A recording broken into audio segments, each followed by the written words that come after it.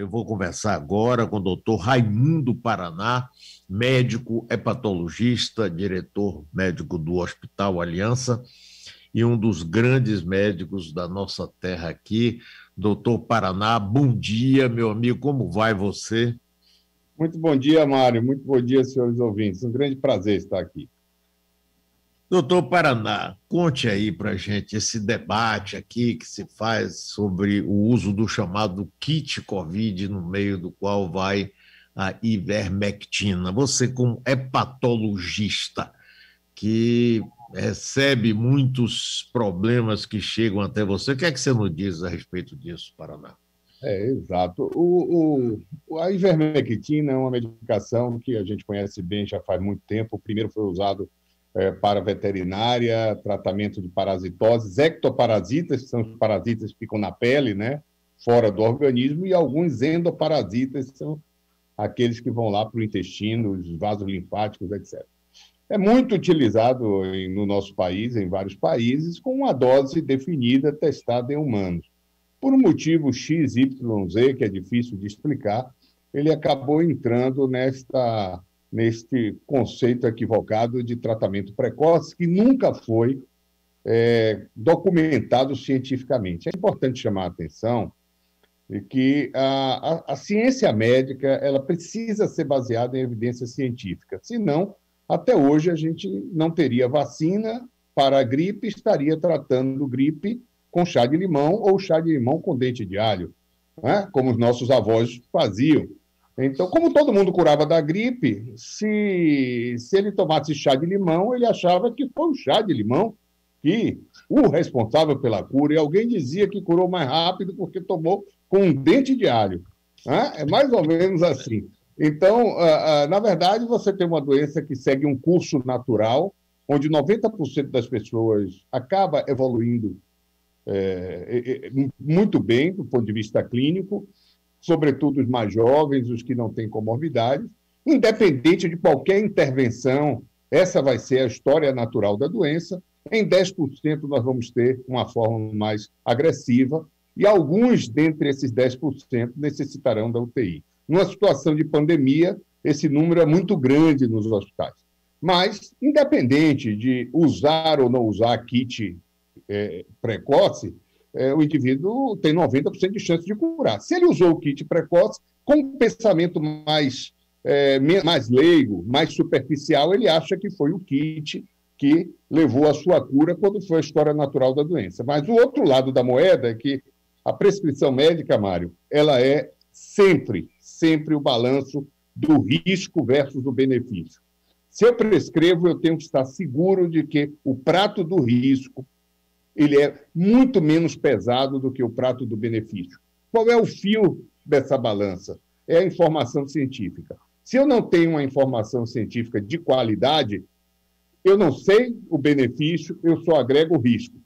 Embora seja uma droga muito bem utilizada e conhecida, com uma dosagem pequena para tratar certos parasitos, ela não foi testada com as doses que têm sido usadas ultimamente, e ela nunca foi testada de maneira correta para o tratamento da Covid nessas megadoses que estão sendo utilizadas. Nós temos alguns estudos retrospectivos, estudos de casuísticas, ou estudos que avaliaram pacientes que adentraram o hospital usando e não usando, que num primeiro momento levaram à ideia de que a ivermectina poderia ajudar. Também um estudo in vitro, que é numa cultura de célula, onde houve uma redução da carga viral com uma dosagem muitas vezes superior ao que se usa em humano. Mas extrapolar esses dados para a sua utilização rotineira é absurdo, é inconsistente. Até porque, mais recentemente, os estudos chamados controlados, que são aqueles que têm o maior poder de gerar uma informação científica de qualidade, porque ele randomiza o paciente, torna aleatório o processo de escolha de quem vai tomar e quem não vai tomar, num paciente que tem mais ou menos características homogêneas, não mostrou benefício algum. E mais recentemente ainda, estão surgindo casos de toxicidade grave, como ontem foi alertado na imprensa lá na Universidade de São Paulo.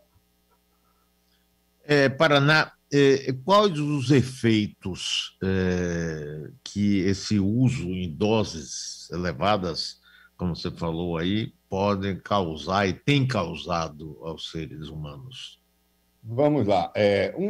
A evidência científica mais robusta que existe são os estudos de fase 3. Os estudos de fase 3 são estudos que avaliam um determinado medicamento contra um placebo ou contra outro medicamento, de maneira preferencialmente cega, ou seja, o paciente recebe o comprimido, ele é codificado, ninguém sabe se ele recebeu a droga ou não, e no final do estudo se faz essa avaliação estatística, porque existe alguma coisa que se chama acaso e outra coisa que se chama efeito placebo, né?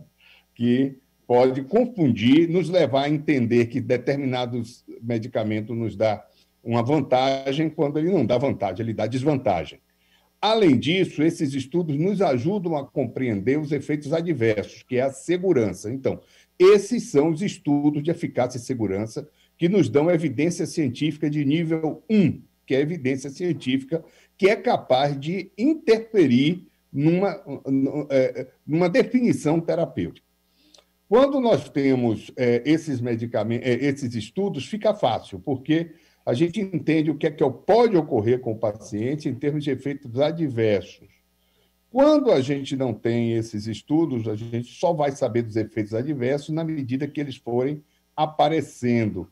É o que acontece hoje com muitos fitoterápicos e tem acontecido com essas megadoses de ivermectina. É uma droga, como eu disse, segura se ela for utilizada para a sua indicação, para a qual ela foi testada em estudos de fase 3, né? Mas eu estou vendo coisas absurdas. Primeiro, não há nenhuma padronização. Às vezes o paciente chega tomando um comprimido por semana, outro tem uma prescrição de 3 comprimidos por semana, outro tem de 3 comprimidos por dia, outro tem de 10, outro eu já vi de 12 comprimidos por dia, dose de cavalo. Opa! Um absurdo. E por quê? Porque aquilo que não é padronizado fica ao gosto do freguês, né? Você não vai tratar hoje, por exemplo, Mário, se você tiver uma faringite, uma amidalite, precisar usar um antibiótico, a gente sabe quantos dias vai usar, qual é a dose do antibiótico e qual é o antibiótico. Por quê? Porque houve um estudo de fase 3. Na ivermectina, para o tratamento da estrongiloidíase, da filariose, a gente sabe qual é a dose. Mas na Covid a gente não sabe porque não tiveram estudos. Daí essa variedade de prescrições. Eu tenho pacientes usando ivermectina há um ano. Um ano. Onde foi testado isso? Qual foi o estudo que avaliou isso? Pacientes com essas doses cavalares. Ainda ontem eu vi um caso assim. Para mim, os principais casos são: paciente deixou de fazer exame durante o ano por causa da Covid, está voltando agora para o seu urologista, para o seu cardiologista, para a sua ginecologista, e aí faz aquele check-up, porque ele ficou muito tempo sem fazer exame. Aí no check-up as enzimas do fígado elevadas. Aí ele fica apavorado, vai no consultório do hepatologista. Primeira coisa que pergunta, está usando? Tô. Suspende, daqui a 15 dias, repete o exame. Suspende, daqui a 15 dias o exame ou normalizou ou melhorou. É uma situação que realmente me preocupa, porque, infelizmente, a maioria dos casos supostamente associados à toxicidade são leves, mas a literatura tem casos graves e nós já tivemos, não nessa época Covid, mas por outros motivos, no Hospital das Clínicas, casos graves também. Então, assim, o risco é pequeno? Pode até ser, mas se você não tem benefício, esse risco é grande na nossa balança de risco-benefício. Eu estou conversando com o doutor Raimundo Paraná, médico patologista e diretor médico do Hospital Aliança. Doutor Paraná, me diga uma coisa, você falou aí de que 10% das pessoas que têm Covid, essas vão ficar mais sérias, vai ser mais grave e podem chegar a uma parcela disso a óbito. A pergunta é o seguinte, a Covid ele tem efeitos diferentes dependendo do organismo e de outras comorbidades que as pessoas têm? Como é que funciona isso?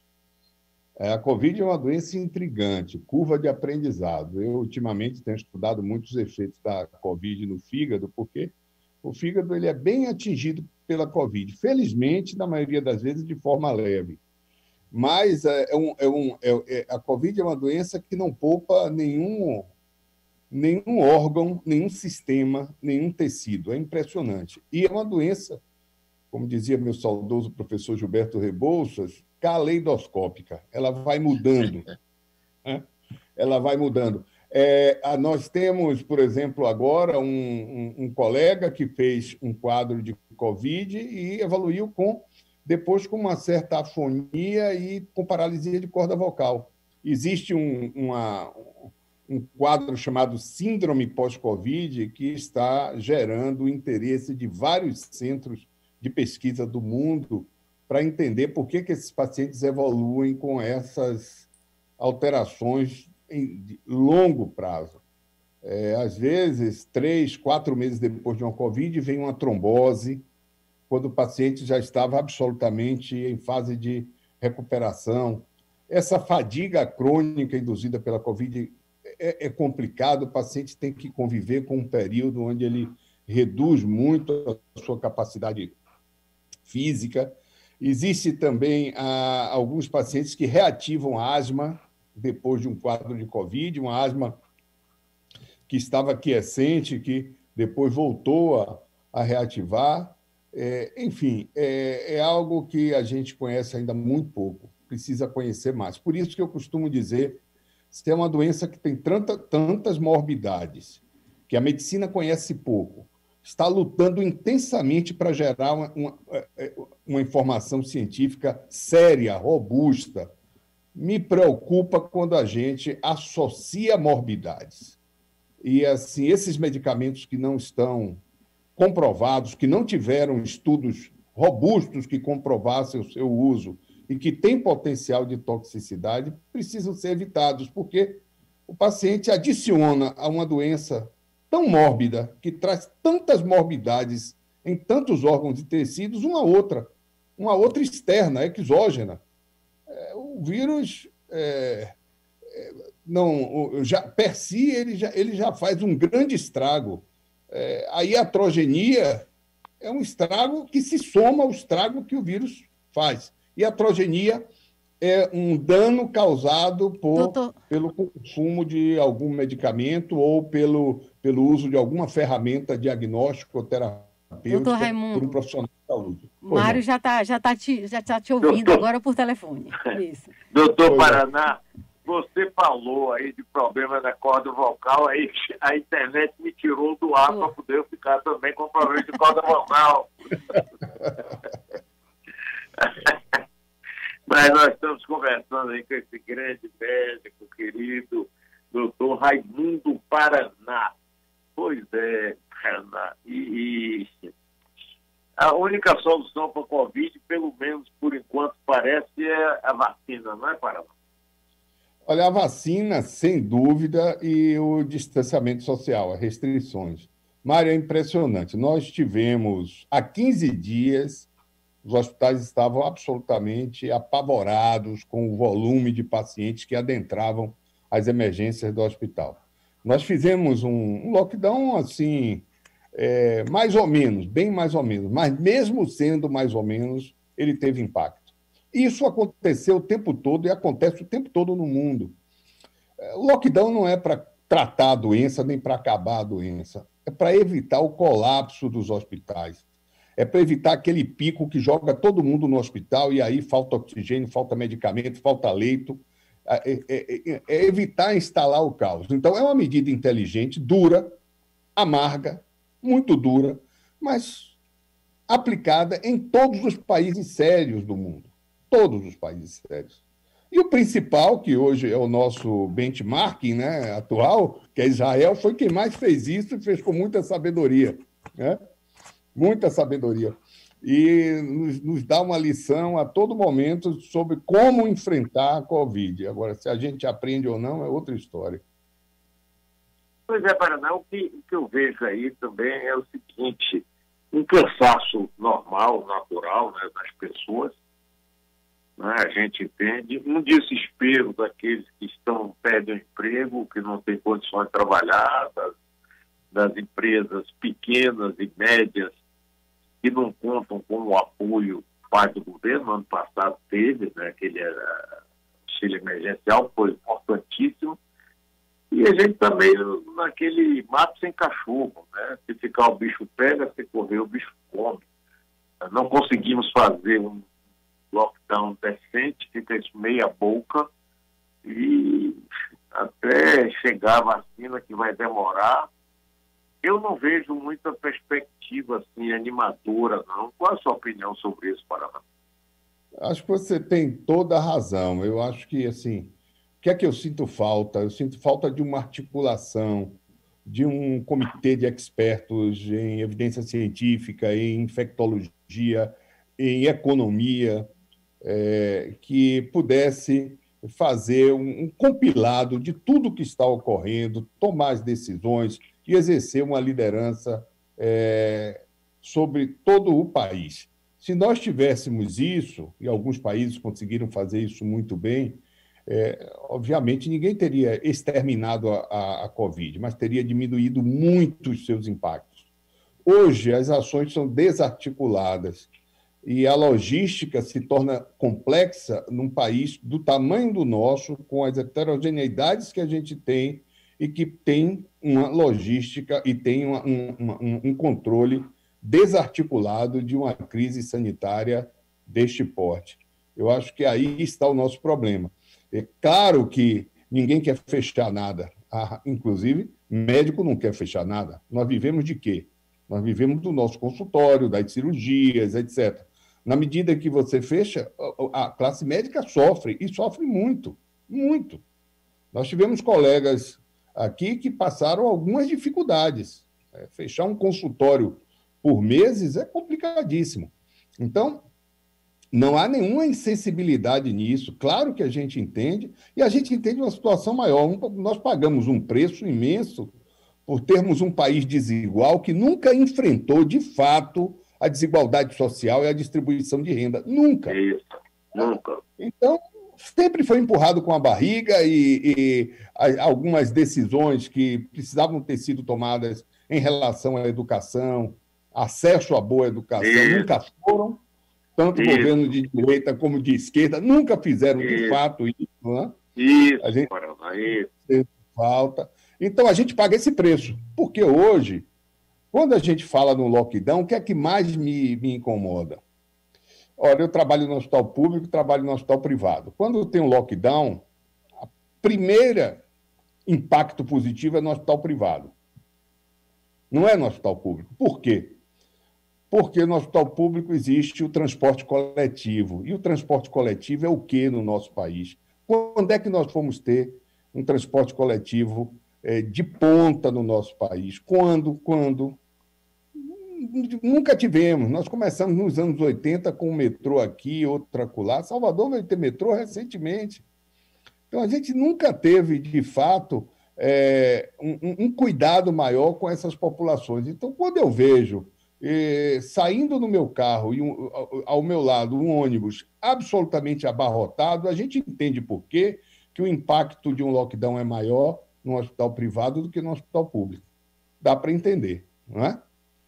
Então, o lockdown ele tem que ser mais intenso, porque ele tem que intervir também na mobilidade, no transporte público, o que é um desastre, porque isso agrava muito a crise social. Então, ao meu ver, posso estar errado, se nós tivéssemos um comitê gestor dessa crise, ele daria a dose certa do remédio. Né? Quanto tempo de lockdown a gente saberia, daria para a gente aguentar tanto tempo, nesse período, quais seriam as medidas adotadas para minimizar, para mitigar os problemas que seriam agravados, porque sem dúvida seriam agravados, etc. A gente não tem isso. Então, cada município, cada estado faz da sua forma, da sua maneira, e a gente acaba não tendo um impacto que a gente que nós deveríamos ter, infelizmente. Estou conversando com o doutor Raimundo Paraná. Paraná, eu concordo inteiramente com você, viu? Você falou aí, fundamental. Veja bem, nós vimos o país numa tremenda desigualdade e a pandemia serviu para botar isso assim, a cor da pele, agora visível. Eu me lembro no início dessa pandemia, quando o ministro Paulo Guedes se assustou com o número de pessoas invisíveis, 40 milhões de brasileiros absolutamente invisíveis. Invisíveis para a saúde, para a educação, para emprego, para a moradia, para tudo. E daí essa pandemia tornou isso mais dramático. E, por outro lado, nós temos um governo que tentou, que tenta levar isso do ponto de vista ideológico, que não chega para lugar nenhum. A doença, a pandemia, não é de esquerda nem de direita, nem de centro, ela é doença e tinha que ser tratada como tal. E a educação nesse país nunca foi levada a sério, salvo um ou outro exemplo assim que a gente viu. As UTIs continuam lotadas, doutor Paraná. Tem muita gente que não acredita nisso. Eu sei, às vezes até, sabe, eu hoje até evito participar de alguns grupos, porque eu vejo um distanciamento tão grande da realidade. As pessoas, eu costumo dizer que a ideologia emburrece as pessoas. Quando a pessoa é muito ideologizada, parece que ela desliga 90% dos neurônios, fica funcionando com 10% dos neurônios, e mesmo assim eles não se conversam muito, então não tem sinapse. Então a pessoa fica naquele mantra, repetindo bobagens em cima de bobagens. E recentemente eu vi uma que foi impressionante, que, olha, mereceria uma resposta contundente do Conselho de Medicina.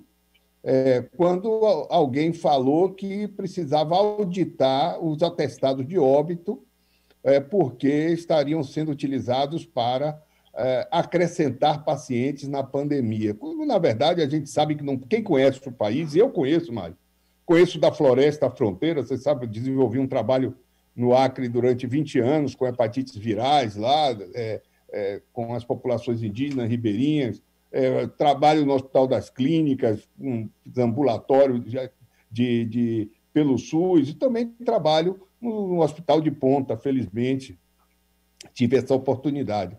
Então, conheço bem o Brasil. Na verdade, a gente sabe que o nosso risco é muito maior de subnotificação do que de supernotificação. É muito maior. E aí eu ouço isso, e aí eu disse, mas com que objetivo tem isso? Quer dizer, você tem profissionais de saúde se expondo, como eu disse, alguns passando dificuldade porque tem seus consultórios fechados, tá? Mas trabalhando na linha de frente, se expondo, morrendo. Eu perdi vários colegas, vários. E alguém coloca suspeição sobre o atestado de óbito. Ora, quem assina atestado de óbito é médico. É o médico que assina. Então, você está jogando uma suspeição de que o médico frauda, o médico que está na UTI atendendo o paciente, se expondo numa condição psicológica e física absolutamente adversa, esse indivíduo está sendo subrepticiamente chamado de fraudador, quando alguém abre a boca para falar esta sandice irresponsável. Mas tem gente que faz. E alguém fala e as pessoas vão repetindo, vão repetindo, vão repetindo. Parece que não tem a capacidade de raciocinar, a capacidade de ler. É incrível. É engraçado. A leitura, você sabe bem que você é um leitor voraz, a leitura é interessante. A leitura vai abrindo a mente da gente, né? Mas a gente precisa estar relaxado para ir entendendo aquilo que a gente lê. Senão, a gente pega num parágrafo, num período, uma ou duas frases daquilo e aquilo fica reverberando na cabeça, você não contextualiza no resto. É mais ou menos assim que ocorre. As pessoas elas pegam nas redes sociais, que hoje prestam um desserviço imenso, apesar de prestarem esse serviço, algumas coisas pontuais e ficam reverberando aquilo como se fosse uma verdade absoluta. E isso me deixa abismado, porque às vezes são pessoas que tiveram acesso à educação. Quando não houve acesso à educação, a gente entende a ignorância. Ninguém quer ser ignorante porque quer, é porque não teve oportunidade. É uma outra história. Mas quem teve oportunidade e opta pela ignorância, aí é muito difícil. É difícil aceitar. Paraná, eu vejo, inclusive por experiência pessoal mesmo, se posso estar equivocado, que na área de saúde há uma grande parcela médicos, dentistas e outros da área de saúde que apoiam o kit Covid, que acham que está tudo certo, que há subnotificação e que há exagero, que é tudo feito, os governadores e prefeitos estão agindo para derrubar o governo. Eles não param para olhar o lado real, científico, ou de informações sérias. E isso é uma coisa muito contraproducente, porque vai contra tudo que poderia nos ajudar. O que você acha disso? Vai contra a ciência médica e contra um dos pilares da medicina que se chama humanismo. Né? Medicina não se faz sem ciência e sem humanismo. A pessoa que age assim arrebenta esses dois pilares, o teto cai. Agora, eu digo assim, eu não vi assim, Mário, sendo sincero, pessoas que têm um notório saber, pessoas que são formadoras de opinião no mundo, favoráveis, não. Eu ouço opiniões isoladas aqui e acolá, mas são opiniões isoladas. Às vezes até parecem numerosas, mas não são tão numerosas assim. É porque essas pessoas se expõem mais. Até porque há uma tendência do indivíduo que estuda menos de se expor mais. Né? Eu acho que, em medicina, a gente sabe que quanto mais a gente estuda, mais humilde a gente fica. Por quê? Porque a gente vai do que o volume do conhecimento que a gente precisa ter é muito maior do que o volume do conhecimento que a gente consegue ter. Sempre assim, a gente está sempre estudando, sempre avaliando, sempre desafiando. E assim, as pessoas que não têm esse comportamento, elas são mais dogmáticas. Né? Elas não têm essa postura de desafio, de questionamento a si próprio e às informações que recebe. Mas eu vejo um pouco de tudo aí. Eu, normalmente, quando vejo uma live dessa com algumas pessoas, a primeira coisa que eu faço é ir olhar o currículo Lattes. O currículo Lattes, ou a plataforma Lattes do CNPq, foi algo que nos trouxe a capacidade de enxergar a qualificação técnica dos profissionais desse país, de todas as áreas. Na área médica, ele foi espetacular. Aí eu vejo, doutor fulano vai falar disso, doutor... Quando eu entro para ver o currículo Lattes, eu olho e observo que doutor fulano não tinha a menor propriedade para falar disso. Na vida dele, ele nunca estudou isso, nunca publicou nada na área, ele nunca atuou nessa área. Eu já vi live de ultrassonografista falando de kit Covid. Uma pessoa que não prescreveu uma aspirina na vida. Eu vejo também manifestações de outros profissionais que eu acho que o Conselho de Medicina deveria agir, porque trazem informações que são mentirosas. São absolutamente mentirosas, não têm o menor respaldo e trazem como uma verdade absoluta. E levam isso ao leigo. Ora, o leigo não tem essa capacidade de definir a propriedade intelectual de um profissional que vai falar desse ou daquele assunto. Ele vê, um médico tem CRM, ele adquire aquela informação e, se ele não for muito cuidadoso na investigação da fonte, ele vai reverberar aquela informação. E hoje a gente tem mais descuidado no acesso à informação do que cuidado. Né? Antigamente, quando a gente lia algum artigo, a gente ia saber quem escreveu, como escreveu, por onde passou, etc. Hoje, com a facilidade do acesso à informação, as pessoas entram nas redes sociais, na internet, pegam aquela informação e dali fazem daquilo uma verdade absoluta e começam a replicar, sem nenhuma profundidade. Então, não é à toa que surgem aí falsos tratamentos, não sobre a Covid, mas sobre outras coisas mais, falsas especialidades médicas. São 179 práticas alternativas. Se trata de doença até com música e com barro na barriga, passando barro na barriga. É uma coisa de louco. Mas isso faz parte de um determinado momento. E voltando à questão da Covid, a questão é essa. Eu, sinceramente, não vejo pessoas que sejam formadoras de opinião. Você não vê um indivíduo, um profissional da Fiocruz, que é o maior centro de pesquisa do país, falar isso. Você não vê alguém lá Verdade. dos centros de pesquisa da USP falar isso. Se você for aqui no Instituto de Saúde Coletiva da Bahia, que é um dos maiores celeiros de produção científica em saúde coletiva, ninguém fala isso. Se você for na Universidade Federal da Bahia, no núcleo de infectologia, de hepatologia, nunca vi ninguém falar isso. Eu nunca vi ninguém falar isso no Hospital de Clínicas de Porto Alegre, que é talvez o melhor ou o segundo melhor hospital universitário do país, rivalizando com a própria USP. Nunca vi ninguém falar isso. Mas já vi de outros locais que não produzem ciência e não formam profissionais. Aí eu já vi bastante. Muito bem, grande doutor Raimundo Paraná, muito obrigado, viu? Você nos ilumina, espero que a gente possa conversar sempre. Um grande abraço e parabéns aí pelo seu trabalho e pela sua disponibilidade de conversar com a gente, Paraná. Obrigado, Mário. É sempre um prazer conversar com você, uma conversa sempre inteligente, você conduz de uma maneira que nos deixa muito à vontade. Todas as pessoas que são entrevistadas por você têm essa opinião em unanimidade. Grande abraço.